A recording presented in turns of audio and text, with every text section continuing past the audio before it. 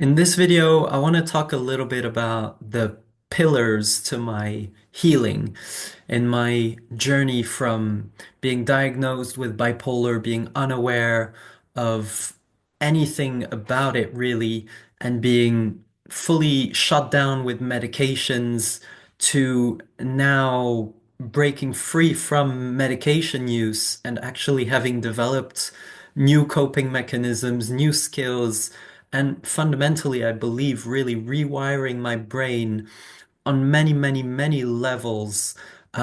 What things were instrumental to that?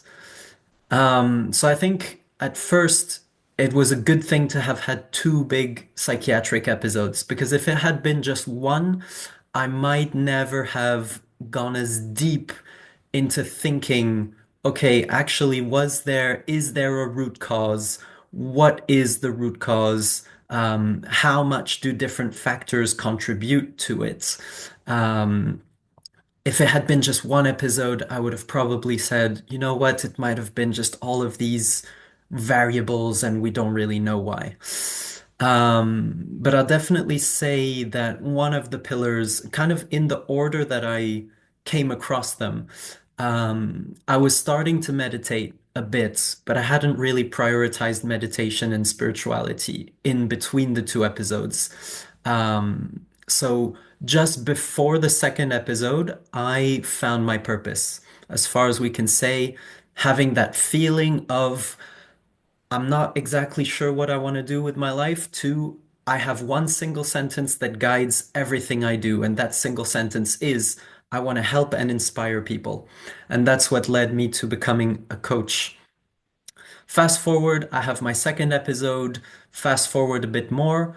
I am stuck in COVID with no job, with family. And so I go deep into meditation. I go deeper into spirituality. I read some books. I get a different awareness of my own spiritual kind of existence. And I start to see spirituality as a pillar of healing. And so that becomes really important, and that has stayed important until present day. And it's in fact more important in present day, um, almost than the other pillars.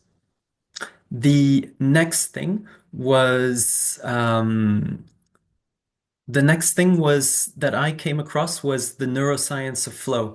And the neuroscience of flow is about peak performance and understanding the brain and understanding states of consciousness and having the realization that, this state, which is a really wonderful state where we are totally absorbed, totally present, lose track of time, feels amazing, flow is trainable.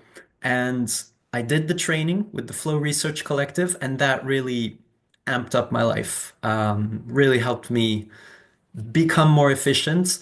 It helped me prioritize sleep a lot more.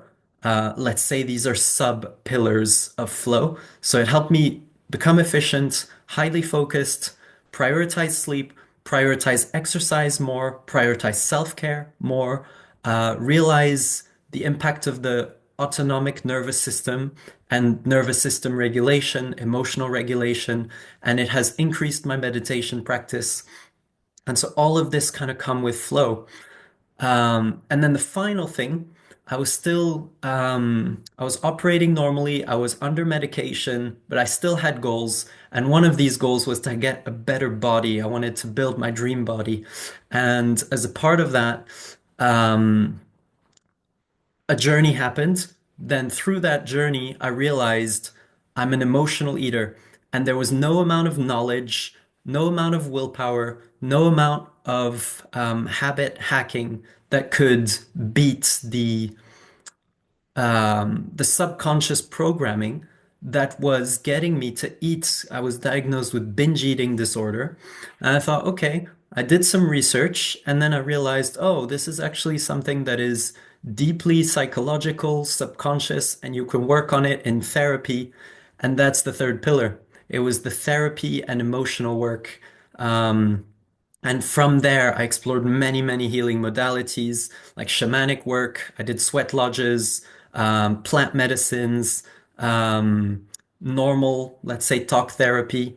based on Gabor Mate's stuff, compassionate inquiry, and IFS, internal family systems. I found a therapist who was trained in both of those things and somatic experiencing. And I'll finally say one of the last pillars that I'm kind of discovering now, I'm still in the process of deepening, is embodiment. Getting more and more into the body because I've always been very much in my head. We're conditioned to be in our heads. And yeah, this pillar of embodiment has really made me appreciate having a body and becoming more aware of the signals of the body in order to treat it better and in order to release some of those emotional and nervous system tensions that I had been experiencing. So I'd say that's kind of the fourth pillar that I'm getting to now. And of course, all of the other pillars are keep going. My purpose is still going. My spiritual journeys keep going. And I'm continually on the journey of increasing my flow through optimizing my performance. So that's kind of the overview of all of the pillars.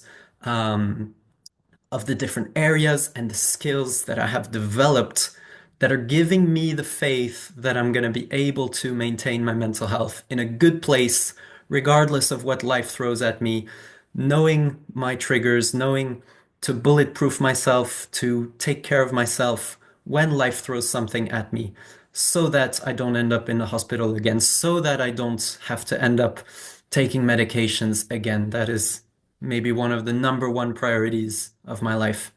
Thank you so much for your time, energy, and yeah, I'll see you in the next one.